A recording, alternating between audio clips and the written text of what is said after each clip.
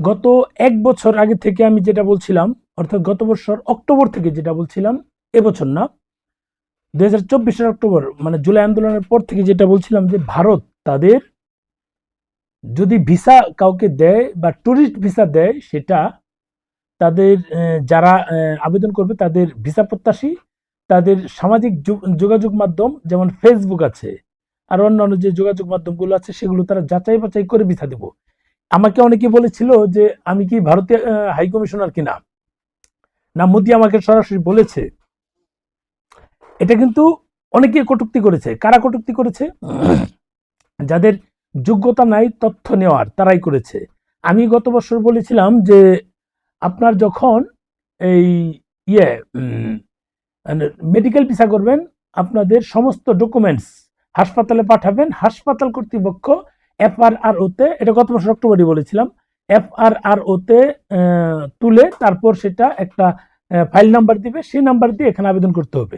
সেটা কিন্তু এবছরের এপ্রিল থেকে ইমপ্লিমেন্ট হয়েছে। দেখুন, আরো যে কয়েকটা বলেছিলাম সিঙ্গেল ভিসা দিবে বা 15 দিনের ভিসা দিবে বা 1 মাসের ভিসা দিবে, যেহেতু টুরিস্ট ভিসা তারা চিন্তা ভাবনা করেছিল মাঝখানে দেওয়ার কথা ছিল, সেগুলো কিন্তু 1 কোটি% রিয়েল এবং ভিতরের খবর, অন্দরমহলের খবর। আমি অন্দরমহলের খবরগুলোই শেয়ার করেছিলাম। তারপরে যেন আমাদের ভিসা হয়, টুরিস্ট ভিসা হয়, সেই চিন্তা করে কিন্তু আমি শেয়ার করেছিলাম। এখানে যারা মানে সোজা কথা যারা নিতে পারে না, এই সত্য তথ্যগুলো যারা নিতে পারে না, এখানে ভারতের কিছু আছে, বাংলাদেশের কিছু আছে, দেখবেন নেগেটিভ কমেন্টস করে সবসময়। ওদের কাজই হচ্ছে আমি যা বলবো তাতে তাদের নেগেটিভ কমেন্টস করবে। আমি যেটাই বলবো, আমার যদি কথা ভালো না লাগে, তোদেরকে শুনতে গিয়ে বলেছে তারা চলে যা, তোরা তো শুনবি, কারণ তোদের হচ্ছে জন্মে পরিচয়হীন, তোরা শুনবি এবং তোরা আবার ওখানে কমেন্টস করবি, কারণ পুরো বক্তব্য শুনবি। আমি তো চাই যে তোরা চলে যা, কিন্তু তোরা যাচ্ছিস না। তবে এটা ভালো যে তোরা তো ফুল ভিডিও দেখিস, আমি কি বলি সব দেখিস, এটাই হচ্ছে আমার পাওয়া। আর তোরা কখন মানুষ হবি না, তোরা যে বেজন্মা, তোদের যে মানে জন্ম পরিচয়হীন, সেটা তোরা সবসময় থাকবি। যাই হোক, মূল বিষয় হচ্ছে যে এই মুহূর্তে ভারত যে পয়েন্টগুলো সামনে নিয়ে আসছে, সেই কয়েকটা বিষয় বলবো। আমাদের বাংলাদেশে তাদের হাই কমিশনের মানে মেইন কার্যক্রম সাময়িক সময়ের জন্য বন্ধ করে দেওয়ার সম্ভাবনা আছে। এটা একটা বিষয় মাথায় রাখবেন। 24 তারিখ এমন যদি হয়, আল্লাহ আল্লাহ করছি যেন এরকম কিছু না হয়। কেন হবে সেটা এখানে বলা যাবে না, অনেক কিছু আছে। যাই হোক, আর তারা সামাজিক যোগাযোগ মাধ্যমটা যেটা দেখবে সেটা আমাদের জন্য ভালো হয়েছে। কারণ হচ্ছে আমরা যারা ভারত নিয়ে বিষেধাগার না করি, আমরা যারা ভারত নিয়ে উস্কানিমূলক বক্তব্য না দেই, তাদের ক্ষেত্রে এটা খুব ভালো হয়েছে। আমরা ইজি ভাবে ভিসা পাবো। তা না হলে দেখবেন যে ফিউচার পার্কে যে লম্বা লাইন হয়, এর আগে কিন্তু অনেকেই, এটা আমি যখন বলেছিলাম মানে ফেসবুক ইউটিউব তারা ঘাটাঘাটি করবে, গণহারে ডিলিট করা শুরু করেছিল তারা পোস্ট, তাদের পোস্ট। এখন দেখেন, আপনারাই দেখেন, আমি যে আগে বলেছিলাম যে পোস্ট ডিলিট করা শুরু হয়েছে এই খবর পেয়ে, এটা কিন্তু এখন এই লোকগুলো এখন বিভিন্ন টেলিভিশন চ্যানেলে নিউজ দেয়। ভাই একটা বিষয় বলি, 24টা বছর টেলিভিশন মিডিয়াতে, 24টা বছর, ওখানে কোত্থেকে তথ্য আসে কোত্থেকে না আসে এটা আমরা জানি, আমি জানি। আর এখন টেলিভিশন চ্যানেলে যারা কাজ করে, কোন ছাগলগুলো কাজ করে সেটাও আমরা জানি। এখানে যারা জ্ঞানী লোক, যারা তথ্য সংগ্রহ করতে, এরা কেউ নাই এখন টেলিভিশন মিডিয়াতে। তারা কেউ, তারা নিজেরা ইউটিউব দিয়েছে বা নিজেদের মতো কাজ করছে। কাজেই টেলিভিশনে কয়জন তথ্য নিতে পারবে, অ্যাডভান্স তথ্য নিতে পারবে? কে কোনো জায়গা থেকে একটা ব্রিফ করলো, সেই ব্রিফটা তারা শুনলো, দেন তারা এটা পাবলিশ করবে। আমি তো এই সামাজিক যোগাযোগ মাধ্যমের নিউজটা কিন্তু আমি দিচ্ছি না, কারণ আমি তো আরো 1 বছর আগে থেকে এই তথ্যগুলো দিচ্ছি। এখন টেলিভিশন বা পত্রিকাগুলো দিচ্ছে কারণ একটাই, তারা জানেই তো তথ্য এইটুকু, বেশি জানার তো মানে সক্ষমতা নেই। সহজ হিসাব। অনেকেই দেখেন টেলিভিশন মিডিয়া, অনেকেই দেখেন, তাদের খারাপ লাগতে পারে, কিছু করার নাই।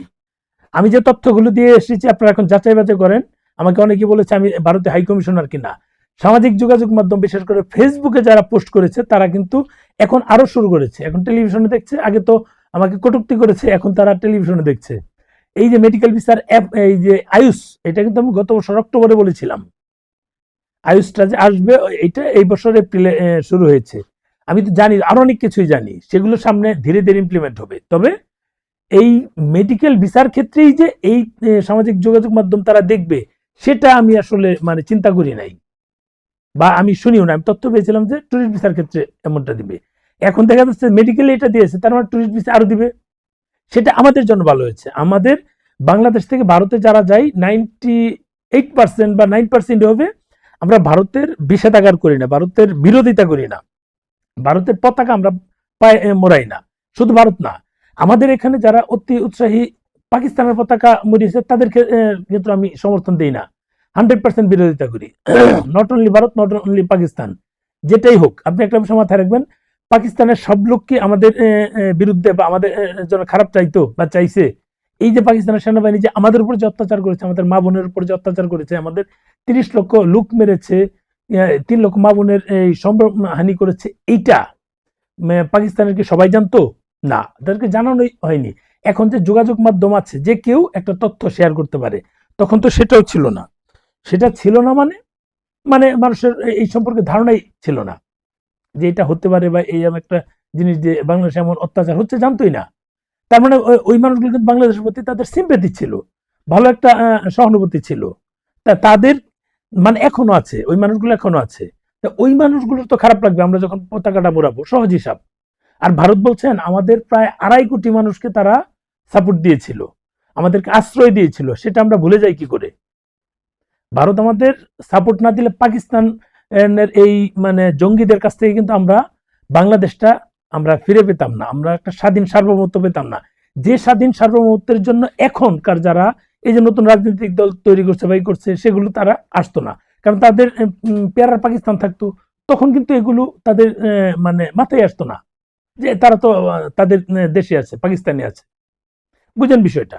এখন যারা বিরোধিতা করছে, কথায় কথায় 7 সিস্টার আলাদা করছে, এগুলো আসলে উস্কানিমূলক। এগুলো তো আমরা জানি কেউ কিছু করতে পারবো না, কারণ ভারত অনেক শক্তিশালী দেশ। আমরা ভারতের সাথে টেকনিক্যালি চলতে হবে আমাদের। আমরা জানি যে তাদের সাথে আমরা পেরে উঠবো না, তারপরেও মুখে না বলে আমরা টেকনিক্যাল হ্যান্ডেল করব। তারা যদি 1 মাসের জন্য যদি পণ্য যদি আমাদের রপ্তানি বন্ধ করে দেয়, আমাদের কি অবস্থা হবে জানেন? বিদ্যুৎ 1600 মেগাওয়াট নিয়ে আসছি, স্বৈরাচার হাসিনা সরকার যে বিদ্যুৎ এনেছিল বেশি টাকা দিয়ে, সেটা আমরা কেন এখন বন্ধ করছি না? সহজ হিসাব, 1.5 বছর চলে গেল, এখন পর্যন্ত বিদ্যুৎ বরং তো বকেয়াগুলি হাসিনা আটকে রাখছিল, এই সরকার এসে কিন্তু সেগুলো দিচ্ছে। তারা কেন বন্ধ করছে না? নিশ্চয়ই আমাদের জন্য সুবিধা।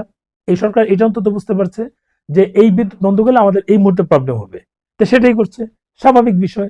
এটা বুদ্ধিমানের কাজ করছে। যদি অফ করে দিত আমাদের দুর্ভোগ পোহাতে হতো। এটা কিন্তু সরকার কারণ জনগণের কথা চিন্তা করে এটা করেনি।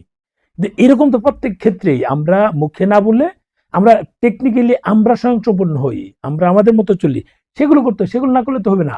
এরপরে যে এই চট্টগ্রাম সহকারী এই কমিশনে এখন বন্ধ, সেটা তো আমাদের জন্য ভালো লক্ষণ না। 24 তারিখে নেগেটিভ কোনো খবর আসে কিনা সেটা নিয়ে ভয়ে আছি। আমি জানি না ভারতের এই মুহূর্তে ভারতের মানে অ্যাগ্রেসিভ না হয়ে আমাদের বাংলাদেশের সাথে তারা যেহেতু কূটনৈতিকভাবে কিছু করতে চাচ্ছে, সেটা হবে বুদ্ধিমানের কাজ। আমাদেরও বাংলাদেশের যে এখন সরকার আছে, আমাদের উচিত হবে কূটনীতিকভাবে সবকিছু সমাধান করা। যাই হোক, অনেকে অনেক কিছু বলবে, তারা কিন্তু সরকারের এখন অংশ না। যেটা যাই বলেন, সরকারের অংশ না, তারা অনেক কিছু বলতে পারে। সরকারে যারা আছে তাদের সেগুলো হ্যান্ডেল করতে হবে, মানে টেকনিক্যালি যেটা কূটনীতিকভাবে হ্যান্ডেল করতে হবে। হ্যান্ডেল করলে কেবল আমরা আমাদের বিষয়গুলো ঠিক থাকবো, মানে পাবো। আর এই যে চট্টগ্রাম হাইকমিশন অনির্দিষ্টকালের জন্য বন্ধ, তাহলে এটা তো যারা ওখানকার আবেদন প্রত্যাশী তারা কি করবে? আমার বিশ্বাস যে এটা হয়তো 2-4 দিন বা 5 দিন থাকবে, যে ক্ষতিগ্রস্ত হয়েছে সেগুলো রিকভার হওয়ার পর আমার বিশ্বাস এটা ঠিক হয়ে যাবে। রাজশাহীর বিষয়, সেটাও আশা করি ঝামেলা হবে না, যেহেতু রাজশাহী বলে নেই কিছু, তো সেক্ষেত্রে আশা করি সবকিছু স্বাভাবিক থাকবে। এই হচ্ছে বিষয়। ভালো থাকবেন। অনেকক্ষণ বকবক করলাম, অনেকগুলো বিষয় নিয়ে কথা বললাম। তো বললাম যে আমাদের এই যে সামাজিক যোগাযোগ মাধ্যমটা, এটা খুব কঠোরভাবে তারা হস্তক্ষেপ করলে আমাদের জন্য ভালো, কারণ আমরা যারা ভিসা প্রত্যাশী আমাদের জন্য সুবিধা হবে, আমরা যারা মানে ট্যুরিস্ট ভিসা প্রত্যাশী আমাদের জন্য সুবিধা হবে। ভালো থাকবেন, শেয়ার দিন ভিডিওটা।